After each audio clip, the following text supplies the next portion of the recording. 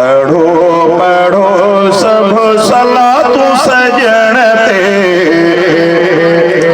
पढ़ो पढ़ो सब सलात सजण ते। इंशाल्लाह 20 मिनट में मां पंहिंजी महफ़िल पूरी करूं। बस तव्हां मिंट गणी दो, 20 मिनट पूरा थी मां पंहिंजा हमद इनात 20 मिनट में दोस्तन जो इंतजार जो घड़ियो खत्म, सिर्फ 20 मिनट इंशाल्लाह। मता को दोस्त जे तला अध कलाक दो कलाक दो मुझो ही पांजो गोठा बाबा बाबा मां इते पढ़ायो आ किन के खबर हो जे मता दोस्त मुझा प्यार में और मोर साहब हो जन के खबर हो जे मां पढ़ियो भेते आ साईं कुंवर साहब जे मदरसे में अल्लाह से उनके खबर है बताओ करोड़ रहमत रमी नाज़िल फरमाए। ऐं वरी हिते हिन गोठ में मां 7 साल पढ़ायो विया।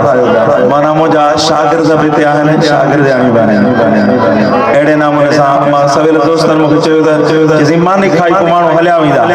मां चयो जेकर हलिया वेंदा नाउडे ज़रिए मुंहिंजा शागिर्द आहिनि, शागिर्द आहिनि मुंहिंजो अमड़ियूं भेनर नाउडे ज़रिए उहे ॿुधंदी जे करे दोस्त हलिया, पर अल्हम्दुलिल्लाह मानी खाई सभु वेठा आहिनि माशाअल्लाह।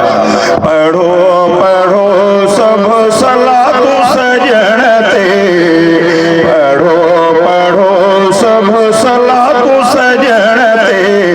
आयो खुशो ऐं खैर मुझे नबी पाता दुनिया में पेर।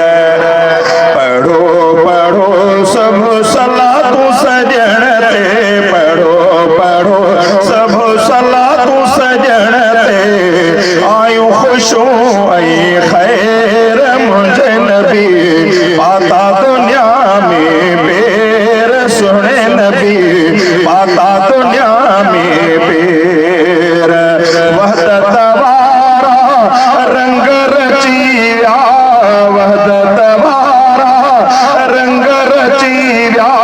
शिरक कुफर खां माण्हू बची विया, बुत भॼी था ढेर मुझे नबी पाता दुनिया में पेर। पढ़ो पढ़ो सब सलात सजण ते, पढ़ो पढ़ो सब सलात सजण ते। आयो खुशो ऐं खैर मुझे नबी पाता दुनिया में पेर।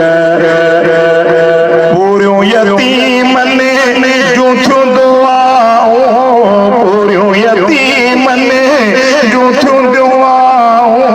अघियूं नियार ने जूं के सदाऊं, मेटे छॾिया रब मेर मुझे नबी पाता दुनिया में पेर। सुने नबी पाता दुनिया में पेर। पढ़ो पढ़ो सब सलात सजण ते, पढ़ो पढ़ो सब सलात सजण ते।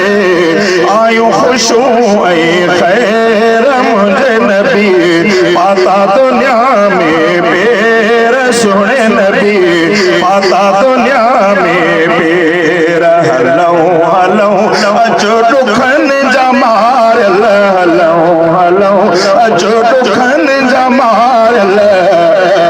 मुल्क मदीने पार वेंदा लही, दर्द ऐं दिल जा बार वेंदा लही, दर्द ऐं दिल जा बार। हलऊं हलऊं अचो ॾुखनि जा मारियल, हलऊं हलऊं अचो ॾुखनि जा मारियल। मुल्क मदीने पार वेंदा लही,